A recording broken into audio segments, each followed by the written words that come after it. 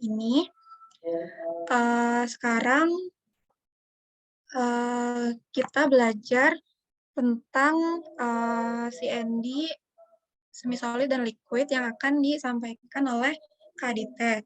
Nah, untuk mempersingkat waktu, kayaknya bisa langsung aja ya. Pada Kak Adite, dipersilakan.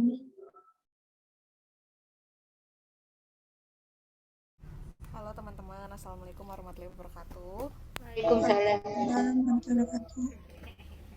Sebelumnya aku mau minta maaf dulu kalau aku nggak bisa on cam. Uh, Terima kasih juga buat teman-teman yang udah gabung dan hadir buat materi OC hari ini. Aku izin share screen ya.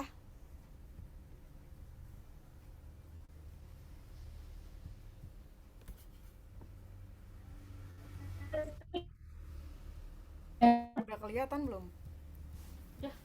Udah. Oke.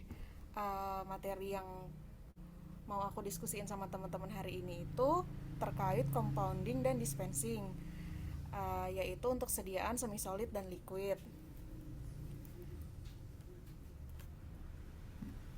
Untuk overview-nya yang bakal kita bahas hari ini itu teori singkat mengenai sediaan semi solid dan liquid, kemudian compounding dan dispensing-nya, terus ada contoh soal sama pembahasan dari soal tersebut. Next-nya, untuk yang pertama itu teori singkat sediaan semi solid dan liquid. Untuk sediaan semi solid sendiri itu dari sumber yang aku dapat ada 5 macam, yaitu unguenta atau salep yang merupakan sediaan setengah padat yang memiliki konsistensi seperti mentega. Dia ini konsistensinya agak berat. Kemudian untuk sediaan yang selanjutnya itu ada krim. Dia itu sediaan yang setengah padat yang mengandung air, mudah diserap kulit. Nah, ini konsistensinya agak ringan. Kemudian sediaan yang ketiga itu ada pasta, yaitu sediaan setengah padat yang mengandung lebih dari 50% zat padat. Jadi kalau dari urutan konsistensi, pasta ini konsistensinya lebih berat di atas si salep.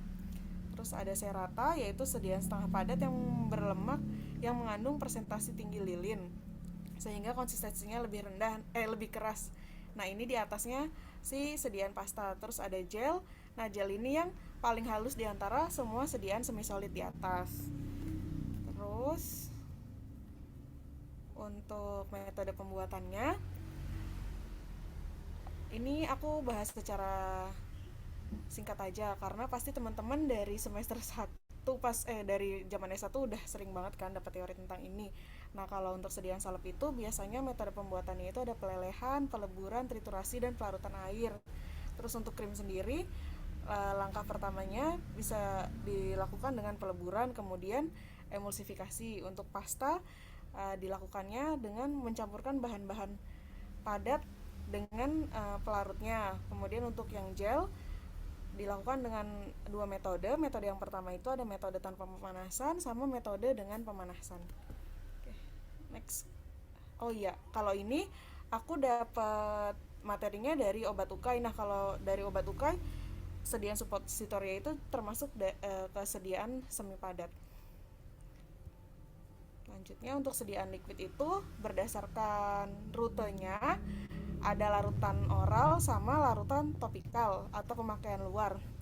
Untuk larutan oral itu ada sirup, eliksir, suspensi, dan emulsi. Untuk larutan topikalnya itu ada larutan otik, lotion, gargarisma, kolirium, litus oris, gute ophthalmic, gute nasales, dan emfitema.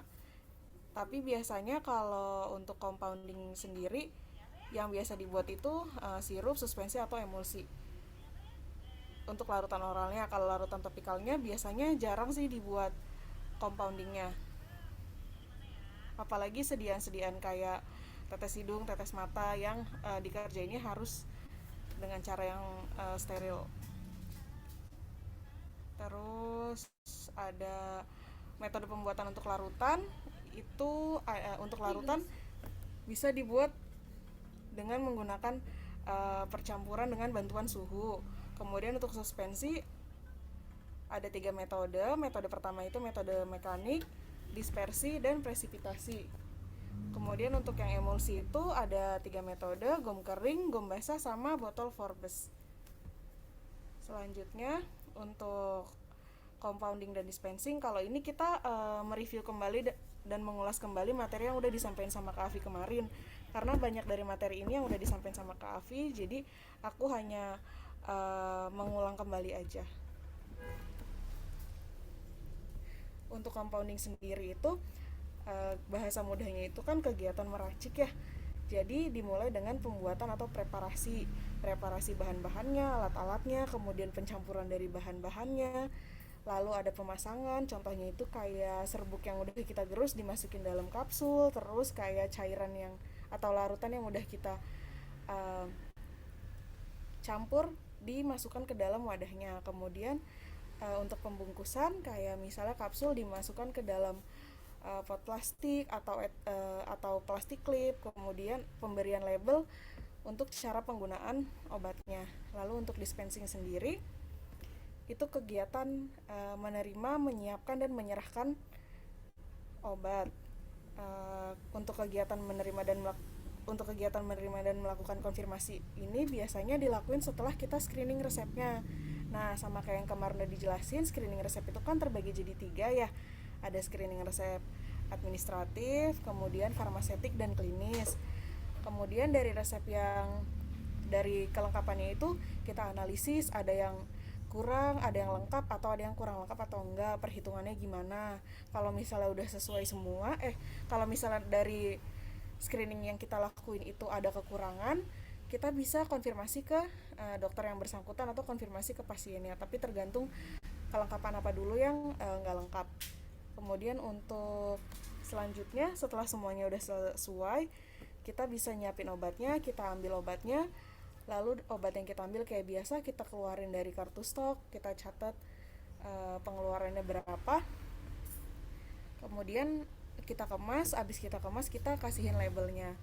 Lalu semua kegiatannya ini nanti kita catat dan kita dokumentasiin pakai belangko-belangko yang ada di slide selanjutnya. Oke, nah ini untuk belangko pengkajian resep. Kan tadi udah dijelasin ada 3 macam, ada kajian resep administratif, farmasetik, dan klinis. Nah ini kita cocokin dari resep yang kita dapat. Nama dokternya ada atau enggak, sip dokternya, alamat dokternya, nomor telepon dokternya, tempat dan alamat penulisan resep, tanda resep di awal, kemudian nama obat, kekuatannya, jumlahnya, nama pasiennya, jenis kelamin, umur pasien. Kalau jenis kelamin ini sih sebenarnya nggak mesti ada, informasi tambahan aja, yang penting ada berat badan.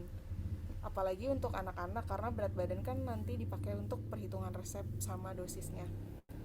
Untuk yang selanjutnya itu ada alamat pasien, aturan pakai, ITER atau tanda lain, dan tanda tangan atau paraf dokternya. Pokoknya sama kayak yang udah dijelasin kemarin, kayak bagian-bagiannya yang invokasio, signatura, subskripsio. Terus selanjutnya itu ada kesesuaian farmasetik. Untuk kesesuaian farmasetik kita cek nama obat yang kita mau siapin itu apa, kita tulis di sini bentuk sediaannya kayak gimana, dosisnya, kekuatan sediaannya, stabilitasnya, dan inkompabilitasnya. Nah kalau misalnya ini semuanya udah ada, kita bisa checklist masing-masing isinya ini. Terus untuk pertimbangan yang klinisnya kita tulis lagi nama obatnya apa, terus udah tepat indikasi belum, tepat dosis belum, tepat aturan pakai, kemudian cara dan lama penggunaannya ada atau enggak, duplikasi atau ada polifarmasi atau enggak, kemudian ROTD, reaksi obat yang tidak diinginkan kayak alergi, interaksi, dan lain-lainnya. Selanjutnya ini ada dokumen compounding. Jadi untuk obat-obat yang udah kita siapin, kita lakukan dokumentasi juga. Kita tulis di sini nomornya, itu resep keberapa yang kita racik, terus tanggalnya, tanggal kita meracik, apoteker yang bertugas pada hari itu, juru racik yang meracik obatnya, kemudian nama pasiennya, alamat pasiennya, kemudian nama penulis resep, dokternya siapa, kemudian alamatnya, lalu nama obat yang akan diracik, kekuatan sediaannya, kemudian ada formula atau standarnya atau enggak, Kemudian kita hitung dosisnya. Sebenarnya dokumen ini tuh mirip-mirip kayak jurnal pas kita praktikum farmaseutik. Terus nanti untuk pengecekan dosisnya ditanda tangan sama juru resepnya sama apotekernya untuk double checking. Selanjutnya untuk perhitungan farmaseutik, ini kita hitung dari resep yang diminta sama kekuatan sediaannya itu di lapangan ada berapa. Sama kayak yang atas, kita nanti tulis nama si juru resep yang menghitung siapa, kemudian nama apotekernya. Selanjutnya ini keterangan terkait produk farmasi yang udah produk racikan yang udah kita hasilin. Itu bentuk sediaan yang disiapkan itu jadinya salep atau sirup. Kemudian kemasannya itu dalam tubel atau dalam pot plastik atau dalam plastik klip, jumlahnya berapa. Kemudian ditulis nama bahannya, nomor batchnya, jumlahnya. Yang menyiapkan, yang ngambil di raknya itu siapa, terus sebelum diracik yang mengecek kesesuaiannya itu siapa, ditulis namanya. Kemudian diberikan catatan kalau ada catatan, misalnya kayak sirup-sirup antibiotik yang sirup kering itu misalnya dikasih catatan maksimal daya simpannya 7 hari atau BUD-nya 7 hari. Terus labelnya pakai label apa, cuman label etiket putih biru doang atau dikasih tambahan label sitostatika dan label-label yang lain. Selanjutnya ini ada contoh label obat per oral. Kalau untuk obat oral kita pakainya label yang warna putih. Ini ada item-item dari label yang sebaiknya ada di etiket, kayak logo fasilitas pelayanan kesehatan atau apotek yang menyiapkan resepnya, kemudian nama fasilitasnya, alamat, nomor telepon, nomor resep yang berisi nomor urutan resep tersebut atau nomor rekam medik pasien, kemudian tanggal resep saat diberikan ke pasien, kemudian nama pasien yang mengkonsumsi obat, kemudian aturan pakai, bentuk sediaannya. Nah, untuk obat oral kita wajib ngasih info terkait waktu menelan obatnya, apakah sebelum makan atau sesudah makan, pada pagi hari atau malam hari, itu wajib kita cantumin di labelnya. Kemudian diberikan paraf yang memberikan informasi dan obat kepada pasien. Sebenarnya kalau ini nggak mesti ada, cuma ini sebaiknya dilakukan supaya memudahkan untuk proses telusur kalau nanti ada masalah-masalah terkait entah salah obat atau salah labelan, nanti kita bisa telusur petugas siapa yang melakukan kesalahan dan apa kita bisa menindaklanjuti kesalahan tersebut. Kemudian nama obat yang diberikan, nanti kita cantumin nama obatnya itu apa, kita cantumin di sini misalnya OBH atau Posionigra apa gitu. Terus batas kadaluarsa atau BUD-nya sama jumlah obat yang diberikan sesuai permintaan. Selanjutnya ada label obat untuk pemakaian luar. Untuk item yang lainnya itu sama kayak obat untuk oral, cuma di poin nomor 9 khusus obat luar kita wajib cantumin kalimat obat luar supaya si pasiennya tahu kalau obat ini tuh nggak untuk diminum, supaya si pasiennya tahu kalau ini tuh ada pembedanya, jadi biar pasiennya nggak salah. Untuk item yang lainnya itu udah sama kayak yang sebelumnya. Selanjutnya untuk beyond use date atau masa pakai obat setelah diracik, itu kita bisa netapin dengan 3 cara. Cara yang pertama itu kita bisa pakai informasi dari penelitian spesifik terkait obat yang bersangkutan. Terus yang kedua kita bisa pakai ketetapan BUD dari pabrik si obat itu, kayak misalnya tuh yang paling gampang sirup amoxicillin, dari pabriknya tuh udah ada di brosurnya sama di label botolnya kalau obatnya maksimal digunain cuman 7 hari setelah direkon, setelah diracik. Kemudian kalau misalnya dari 2 cara di atas itu nggak ada, kita bisa pakai ketetapan dari buku referensi atau USP. Untuk USP yang terbaru itu dari sediaan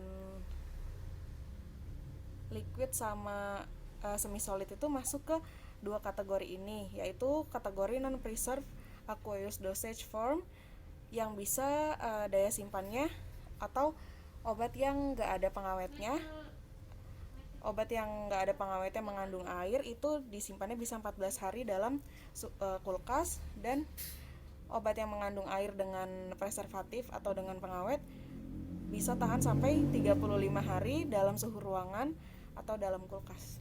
Untuk semi solid dan liquid masuknya ke kategori 2 ini.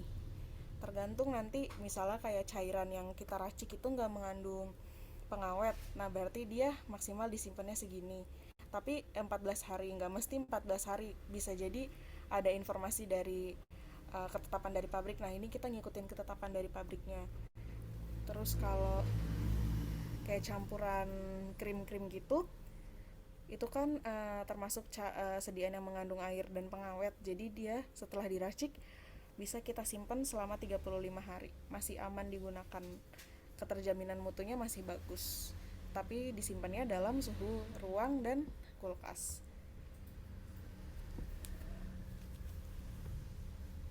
Next, untuk masalah compounding dari sediaan semi solid dan liquid, itu yang pertama ada kualitas obat. Nah, pengaruh dari kebersihan peralatan yang kita pakai itu berpengaruh banget di kualitas obat. Kalau misalnya kita pakai alat yang kotor, terus ada cemaran di sediaan yang kita racik, otomatis kan kualitas obatnya menurun. Terus kalau kita melakukan pencampurannya itu asal-asalan, kayak misalnya berceceran, jadi nggak semuanya masuk tuh sediaan obat bahan bakunya, makanya kan atau nggak sesuai SOP, jadinya kan kualitas obatnya turun. Terus habis itu kalau misalnya itu kalau misalnya kita campurnya berceceran juga bahan-bahannya, otomatis nanti dosis obat yang diminum sama pasiennya nggak sesuai. Nah selain itu juga dosis yang nggak sesuai bisa disebabkan dari tertinggalnya zat aktif, kayak misalnya kita ngeracik pakai lumpang alu. Nah itu sering banget kan disarankan untuk melebihkan bahan tambahannya supaya, atau bahan dasarnya kayak berapa persen, supaya itu menghindari tertinggalnya zat aktif di situ. Kalau misalnya zat aktifnya banyak yang tertinggal, otomatis kan dosisnya nggak sesuai. Harusnya si pasien minum 120 mg per 5 ml, tapi jadi cuma 110 mg per 5 ml.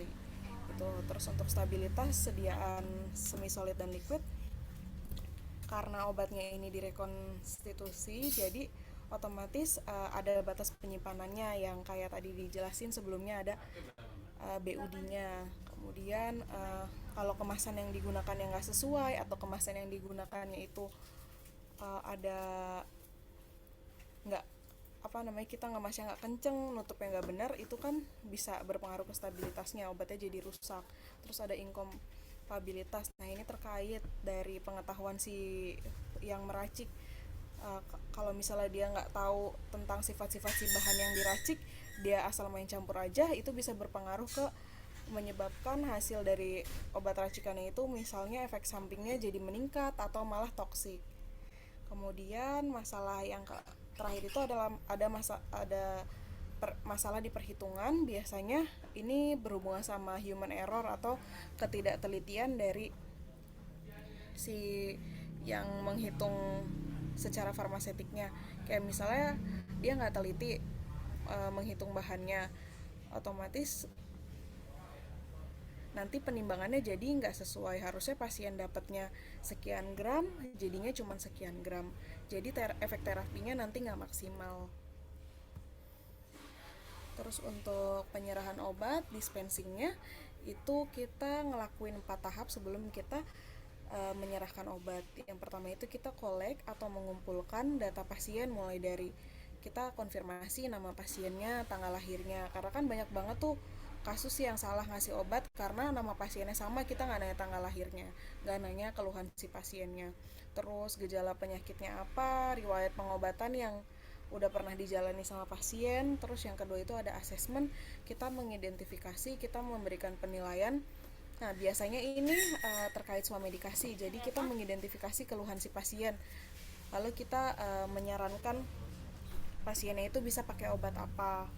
Tapi kita harus lihat dulu umur si pasiennya, kemudian appearance dari si pasiennya, pendidikan terakhirnya, karena Kita sebagai farmasi nggak bisa main langsung menyerahkan obat aja, kita juga harus ada self assessment terhadap keluhan si pasiennya itu kira-kira sesuai nggak ya, atau ini pasiennya nggak bisa menjelaskan secara terperinci keluhannya itu apa, kan daripada kita salah jadi nanti untuk problem solvingnya mungkin kita bisa ngerujuk si pasiennya atau nyaranin si pasiennya untuk ke dokter dulu biar dicek secara klinisnya patofisiologinya dari keluhan yang dialamin sama si pasiennya.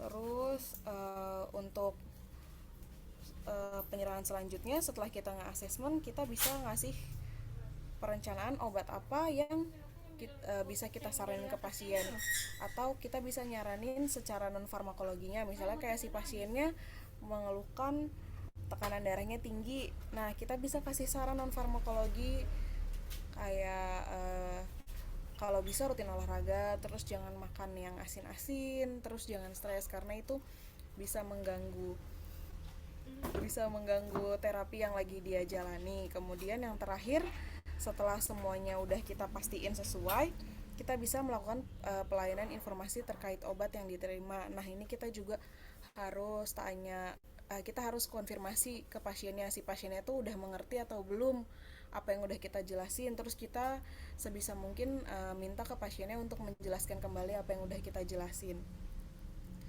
Secara singkat terkait penggunaan obatnya, terus aturan pakai, waktu pengobatannya, terus rute pemberiannya dan lain-lain. Oh, terus selanjutnya itu ada contoh soal. Di sini saya ada dua contoh soal. Untuk soal yang pertama itu ada racikan suspensi.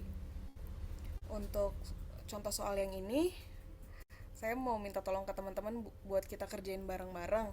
Jadi nanti untuk soal yang ini kita nggak perlu ngitung bahan-bahannya ya, karena pertanyaannya itu nggak mengarah ke situ. Untuk pertanyaan yang pertamanya itu lakukan analisis kelengkapan resepnya. Berarti kita ngelakuin 3 tahap analisis kelengkapan resep tuh, kayak farmasetiknya gimana, lengkap atau enggak, terus klinisnya, administrasinya udah sesuai atau belum. Terus ada soal yang kedua, soalnya tentang racikan salep di lapangan. Nah, ini kenapa saya buat soal racikan salep yang di lapangan, karena pas ocean nanti yang ada di bayangan saya kayaknya nggak mungkin kita disuruh ngeracik salep yang pakai pemanasan dan segala macam. Jadi di sini saya masukin 2 obat yang udah ada produk jadinya, jadi kita tinggal campur-campur aja.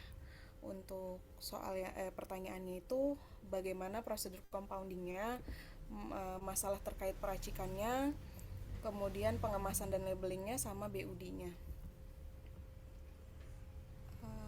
Di sini udah ada keterangan tentang kandungan salep di kamisetinnya sama ED-nya.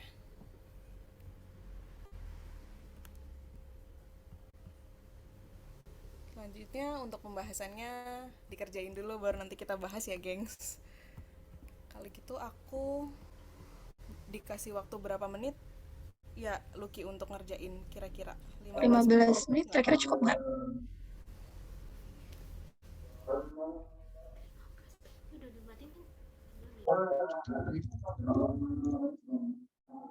Ya 15. cukup 15 menit. Oke, 15 menit ya, gengs, ngerjainnya. Silakan dikerjakan. Untuk soalnya dilihat di grup aja ya. Emang penjelasannya nggak banyak karena uh, ini materinya udah banyak juga dijelasin sama yang kemarin.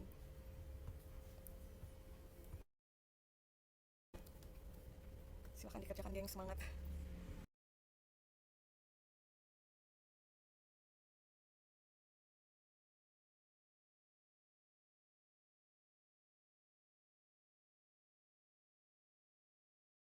Aku izin stop share screen sebentar ya.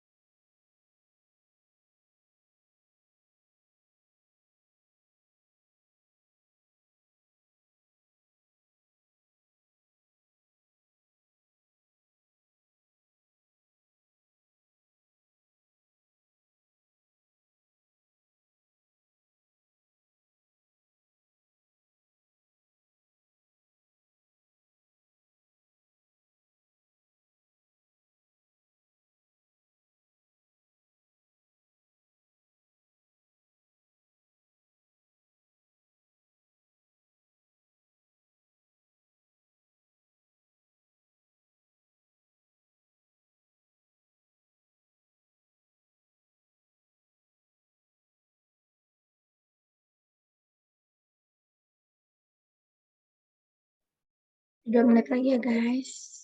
Semangat.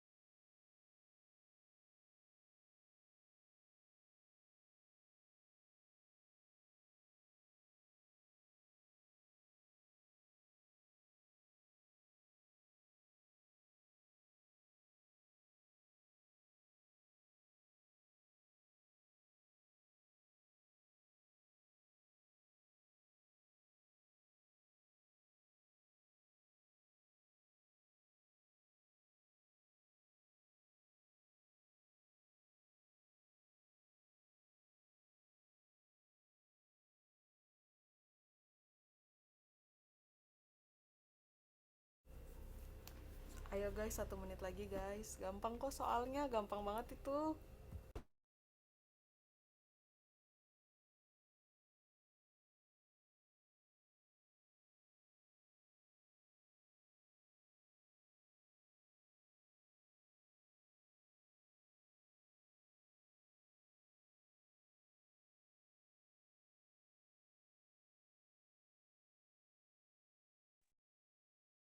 Ya udah nih waktunya habis. Siapa yang mau jawab?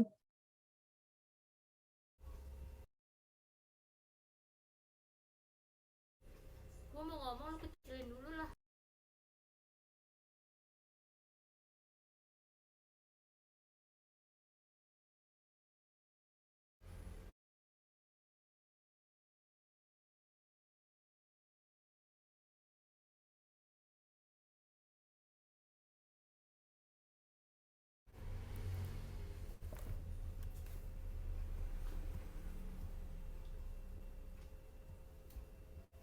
Oke guys, siapa yang mau bantu?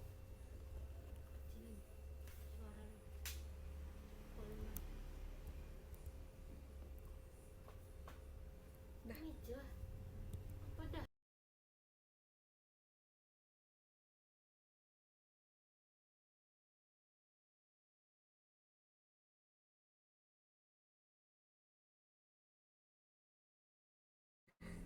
Bentar-bentar, aku salah share screen.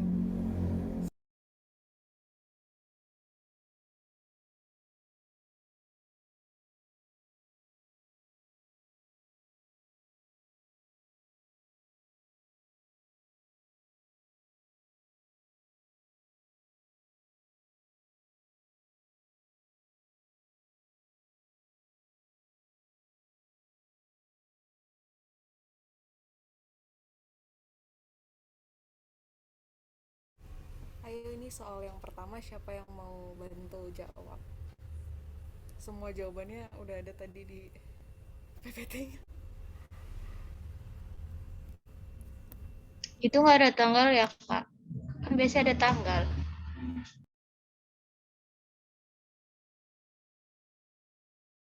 Gimana, Listi?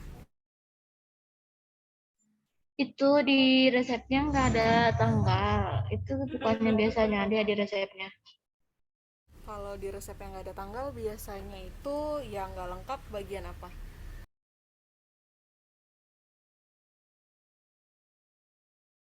Administrasi.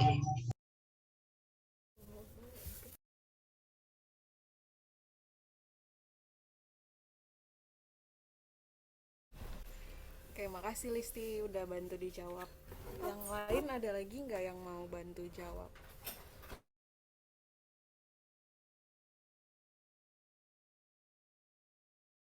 Itu yang nomor 2 kira-kira apa ya, ada ketidakrasionalan nggak tuh kira-kira?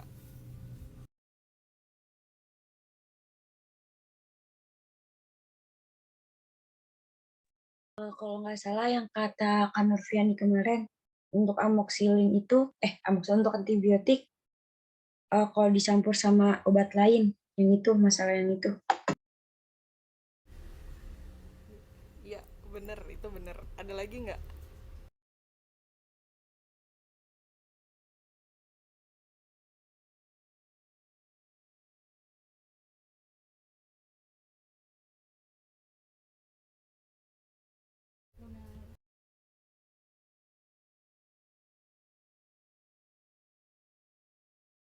Kalau untuk langkah kita sebagai apoteker, kita kira-kira kalau di resepnya ada medication error, kita tuh harus ngelakuin apa?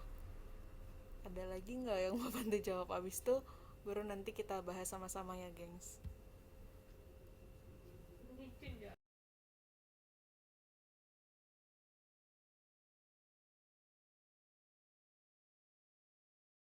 Langsung bahas aja, Kak. Oke deh, kalau gitu langsung aku bahas aja ya.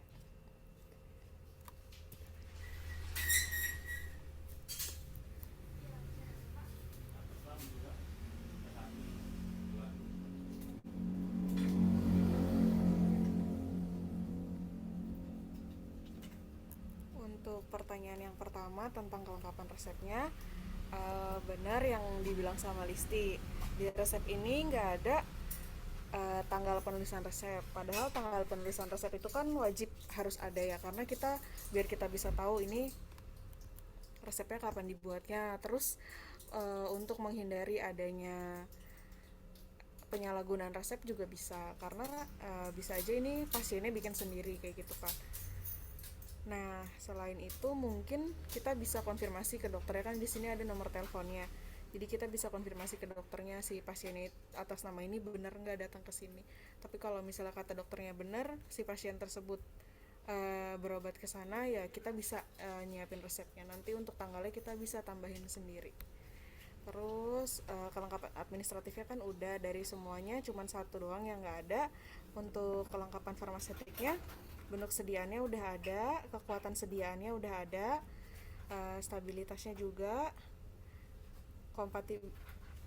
kompatibilitasnya juga.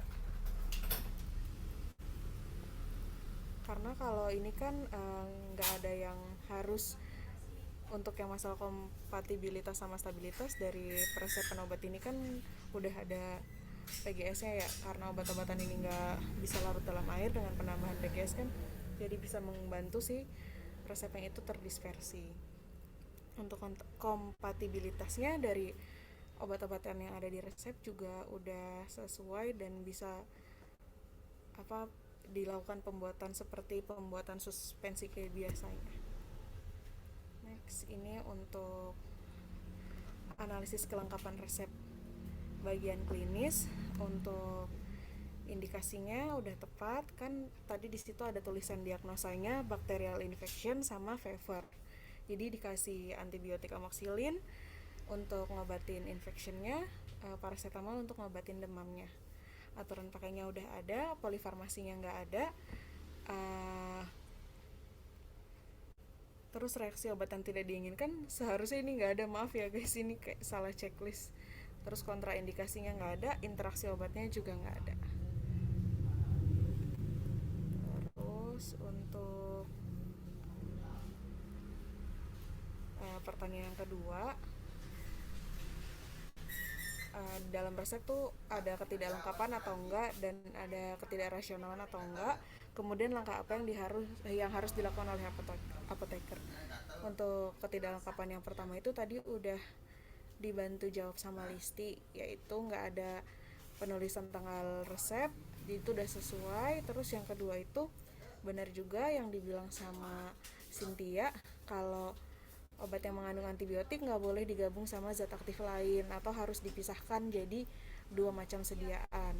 Kayak misalnya yang satunya antibiotiknya suspensi, nanti yang paracetamolnya bisa puyer atau sirup paracetamol. Kemudian di bagian signatura itu kan tertulis PRN, artinya kan Prorenata, dari bahasa Latin yang kalau di bahasa Indonesiain jika diperlukan pakainya. Nah, sedangkan obat yang ada di resep tersebut kan obat antibiotik. Obat antibiotik kan nggak boleh digunakan pada saat diperlukan doang, tapi memang harus diminum secara rutin dan dihabiskan. Jadi itu signaturanya nggak rasional, harus diganti. Namun untuk yang mengobati gejala demam yang dialami pasien, obat paracetamol boleh diminum kalau perlu atau kalau demam aja. Jadi ketika si pasien yang nggak demam, kalau resepnya udah dipisah, obatnya udah dipisah, ketika si pasien udah nggak demam, obat paracetamolnya nggak harus diminum. Terus untuk langkah yang harus dilakukan oleh apoteker, untuk yang masalah penanggalan tadi, kalau misalnya pasiennya bersedia, mungkin kita bisa nyaranin untuk balik lagi ke dokternya untuk minta, maaf ini salah ya guys, harusnya konfirmasi tanggalnya. Soalnya kalau untuk masalah tanggal kan mungkin aja sih pasiennya si dokternya lupa nulis. Harusnya ini tanggal ya, bukan paraf dokter guys, maaf guys. Ini udah, maaf nyela. Ini udah keganti belum sih slide-nya? Harusnya sih udah. Ini masih yang itu. Masih yang awal. Udah ganti Kak. Oh, udah. Belum, di aku juga belum. Iya, belum. Oke, Di sini. bentar. Aku coba ulang ya.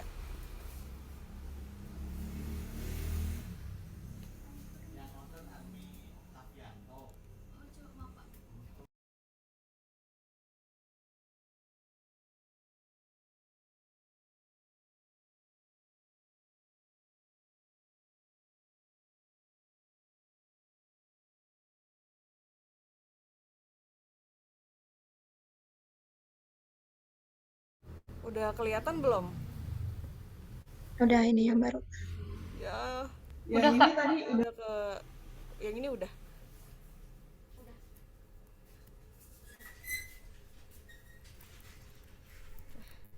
Tadi kan kita ngebahas tentang tanggal penulisan resepnya nggak ada. Jadi di sini nggak di checklist karena kurang itu. Udah dibantu jawab sama Listi. Terus untuk obat kelengkapan resepnya udah tepat indikasi, indikasinya udah sesuai kayak yang tadi dijelasin ya. Jadi udah sesuai kalau di checklist. Sama kontraindikasinya nggak ada, interaksi obatnya nggak ada, polifarmasinya nggak ada. Terus untuk analisis kelengkapan resepnya harusnya ini nggak di checklist ya guys ya, nanti ini aku edit karena dia nggak ada obat-obatan ini nggak ada kalau dicampur nggak menimbulkan efek samping khusus, atau kalau alergi sebenarnya bisa karena ini antibiotik, cuman kalau di resep yang ini kan di sini nggak disebutin kalau si pasiennya itu ada alergi antibiotik. Next, untuk yang ketidaklengkapan resepnya yang tadi itu nggak ada tanggal penulisan resepnya. Terus yang nggak rasionalnya itu tadi mengandung antibiotik jadi nggak boleh digabung kayak yang dijelasin sama Cynthia. Sama bagian signaturanya yang tadi udah dijelasin ya, Prorenata, antibiotik nggak boleh dikonsumsi kalau diperlukan doang, tapi harus selalu dikonsumsi sesuai waktu pertama kali si pasien minum atau sesuai waktu yang disaranin sama petugas farmasinya, dan harus dihabisin. Namun untuk gejala yang paracetamol boleh diminum, untuk gejala demam pakai obat paracetamol boleh diminum kalau perlu aja atau kalau demam aja. Selanjutnya ini yang tadi langkah apa yang harus dilakuin sama apoteker. Yang pertama itu ini belum keganti ya guys, harusnya tadi konfirmasi, kita sebagai apoteker konfirmasi ke dokter penulis resep, kan tadi di resepnya udah ada nomornya, jadi kita konfirmasi si pasien atas nama ini dengan umur sekian, berat badan sekian, diagnosa sekian benar berobat di dokter tersebut atau enggak. Kalau misalnya si pasien tersebut benar berobat di sana, kita bisa nulisin tanggalnya atas persetujuan dokternya tapi ya. Terus yang kedua, apoteker konfirmasi ke dokternya terkait ketidakrasionalan yang ada di resep. Kita menjelaskan dulu tuh ketidakrasionalnya apa, kayak yang tadi antibiotik nggak boleh digabung sama paracetamol. Terus untuk aturan pakainya harus diganti yang antibiotik jadi 3 kali sehari 1 sendok obat terus dihabiskan. Untuk perhitungan dosisnya, yang paracetamol dosis lazimnya itu ini sumbernya dari alur dokter, harusnya jangan dari ini ya, harusnya dari sumber yang lebih valid lagi kayak Lexicom. Itu dosis lazimnya 10-15 mg per kgbb setiap 4-6 jam, artinya setiap 4-6 jam si pasiennya boleh dikasih dosis sekian setelah dikonversi sama berat badan, atau per kali pakai lah gampangnya. 10-15 mg ini untuk dosis per kali pakainya si pasien. Nah, tadi kan di resep itu ada tulisannya dosisnya 12 kilo. Jadi dosis minimal yang boleh diminum sama pasien itu 120 dan dosis maksimalnya 180 per kali minum. Sedangkan di resep itu 120 mg per 5 ml kan. Jadi sekali minum jadinya dosis yang udah dikasihin sama dokternya itu udah masuk dalam range. Terus untuk amoksilinnya dosis lazimnya itu untuk anak-anak kurang dari 20 kilo pakai 20-40 mg per kgbb dalam 3 dosis terbagi setiap 8 jam. Jadi 20-40 mg ini dosis dalam 1 hari, enggak per kali pakai kayak si paracetamol. Dosis untuk anak 12 kilo untuk dosis minimalnya sehari itu 240, maksimalnya 480. Jadi dosis yang dalam resep itu kan tadi 120 mg per 5 ml sekali minum. Untuk 3 kali minum setelah dikali 3 totalnya 360 mg. Jadi masuk dalam range juga ya. Jadi dosisnya tepat atau sesuai. Terus untuk yang soal nomor 2, ada yang mau coba bantu ngejawab? Ini gampang banget soalnya aku pakai resep salep yang ada di lapangan. Kan kalau yang di lapangan nggak sekompleks kayak kita praktek tuh. Ada yang mau bantu?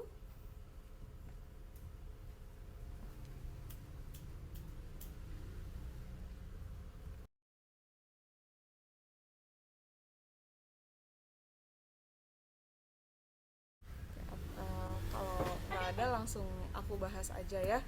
Untuk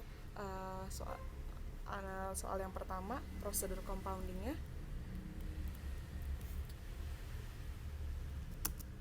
Nggak jalan.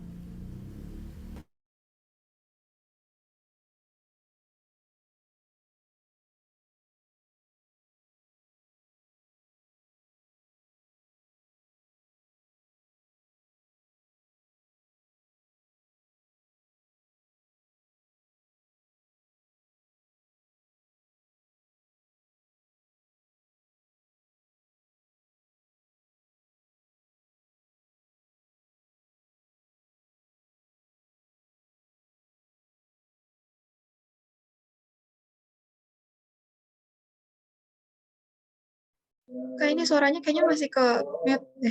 Oh iya benar, masih ke mute. Untuk pertama itu persiapan alat dan bahan. Yang pertama kita lakuin kayak biasa, kita harus cuci tangan dulu. Terus pakai APD kayak Nurscape, sarung tangan dan jas lab. Setelah kita udah pakai ini, kita nyiapin mortar, sudip, lap kering, kertas perkamen, pot untuk penyimpanan krimnya. Lalu kita ambil sediaan krim hidrokortison sama ikamiset ini yang ada di apotek. Nah, untuk step-step yang ini sama kayak yang ada di belangko tadi atau formulir tadi. Siapa yang ngambil obatnya harus ditulis namanya. Terus siapa yang ngecek juga harus ditulis namanya. Terus setelah kita siapin alat dan bahannya, kita masuk ke proses ini harusnya proses peracikan ya guys ya. Yang pertama itu kita buka tube krim hidrokortison. Sebenarnya ini bebas mau hidrokortison dulu yang kita keluarin atau si kamisetin dulu. Tahapnya itu kita buka tubenya, terus kita keluarin krimnya, kita masukin ke dalam mortar, terus kita pastiin kalau si krimnya itu udah bener-bener habis dan masuk ke dalam mortar semua. Kemudian kita lakuin perlakuan yang sama tuh untuk si kamisetinnya. Kalau misalnya 2 bahan itu udah masuk, kita gerus kedua bahan itu secara perlahan sampai dia homogen atau sampai kita yakin dia udah bener-bener tercampur. Setelah itu nih, step yang keempat itu penyiapan untuk kita kemas ya. Bahan yang udah kita gerus tadi kita masukin ke dalam wadah sampai nggak ada yang tersisa. Itu biasa kita masukinnya pakai sudip. Terus untuk setelah kita masukin, pastiin obatnya itu udah masuk semua rapi dan nggak bercecer supaya nggak ada kandungan bahan obat yang berkurang. Kalau udah, kita bersihin mulut wadahnya. Kalau udah dipastiin bersih, kita tutup si pot plastiknya itu. Terus habis itu kita tempelin etiket warna biru karena ini obat luar. Jadi etiket yang dipakai etiketnya warna biru. Kita tempelin di bagian badan si wadahnya, jangan di atas tutupnya ya, tapi di bagian wadahnya. Kan pasti udah pada hatam semua, udah pada PKPA juga pasti udah tahu di lapangan kayak gimana. Terus untuk etiketnya sebelum kita tempel, kita tulis dulu terkait informasi obatnya. Isi etiketnya biasanya ada kop apotik yang tadi udah dijelasin di slide sebelumnya, tanggalnya, kegunaannya, nama pasiennya, kandungan obatnya, BUD-nya, jumlah obatnya, terus isi obatnya apa aja kandungannya. Kalau udah semuanya, baru kita masuk ke tahap penyerahan. Sebelum kita serahin, kita harus double checking dulu udah sesuai belum. Kalau udah sesuai, baru kita melakukan pelayanan informasi obat ke pasien. Kita konfirmasi dulu biodata si pasiennya, kayak yang tadi tahapnya kita collect dulu, kita kumpulin dulu data pasiennya dengan mengkonfirmasi namanya, tanggal lahirnya, keluhannya apa. Terus kalau perlu kita tanya riwayat pengobatannya. Kalau udah sesuai semua sama yang tertera di resep, kita jelasin tata cara penggunaan obatnya. Setelah kita jelasin tata cara penggunaan obatnya, kita tanya lagi ke pasiennya udah paham atau belum sama informasi yang udah kita kasih. Kalau pasiennya bilang sudah paham, kita minta pasiennya untuk menjelaskan kembali secara singkat terkait apa yang udah kita jelasin. Tapi kalau si pasiennya masih ada bingung, kita jelasin lagi sampai pasiennya paham.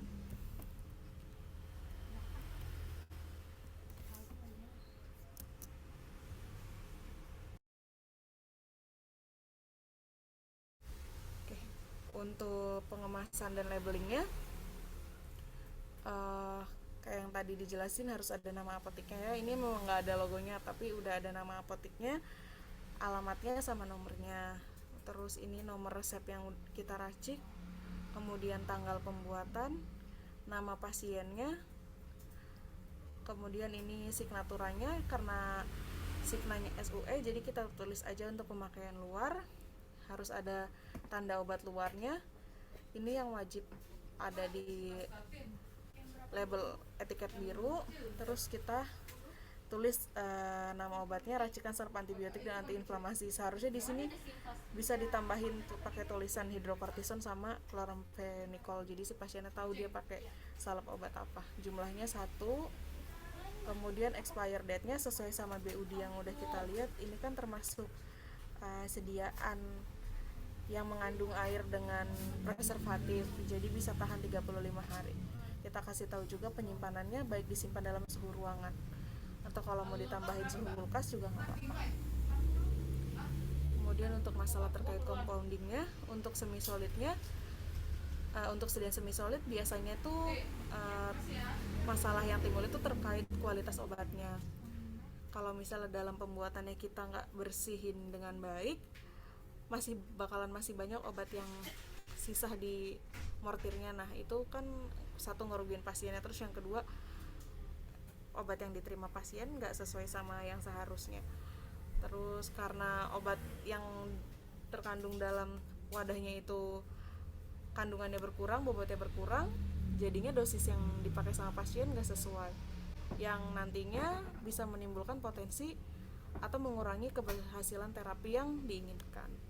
Kemudian untuk BUD-nya, sediaan krim ini dibuat termasuk dalam kategori yang mengandung air dengan pengawet, sehingga masa pemakaiannya setelah peracikan adalah 35 hari dalam suhu ruang atau suhu kulkas. Sumbernya masih sama, pakai USP tahun 2021.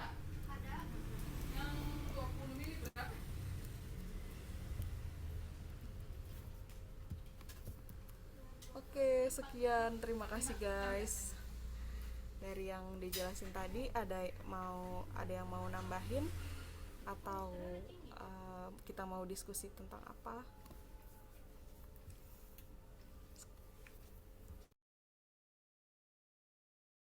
Silakan yang mau bertanya.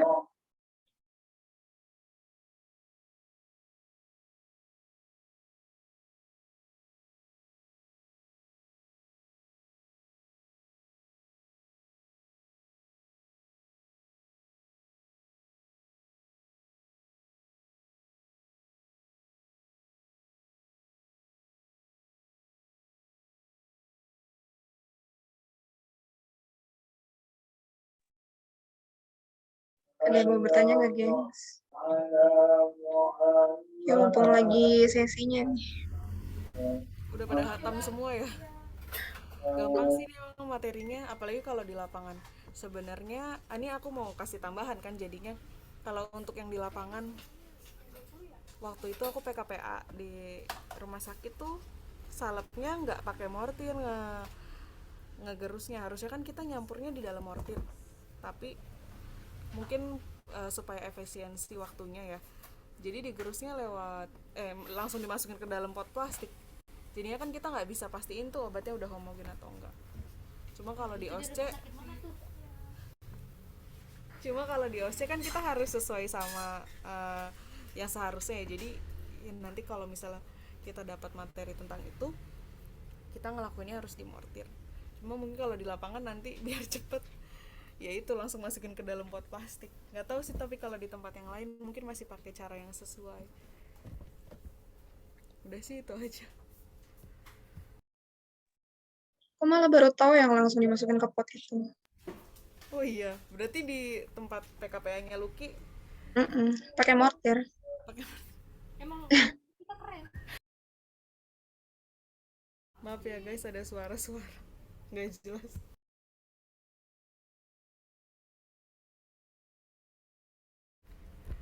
Udah nih, nggak ada yang mau diskusi. Dah. Materinya kegampangan ya? Ya. Apa soalnya kegampangan?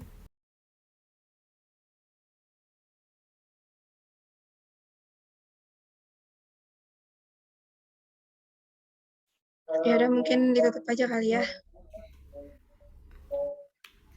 Makasih ya teman-teman yang udah partisipasi dari awal sampai selesai. Semoga nanti ilmunya bisa, buat yang udah tahu semoga ilmunya makin lengket karena udah ngulang lagi. Buat yang baru tahu, semoga ini bisa bermanfaat buat kita nanti pas ngadepin OSCE ya guys ya. Terima kasih.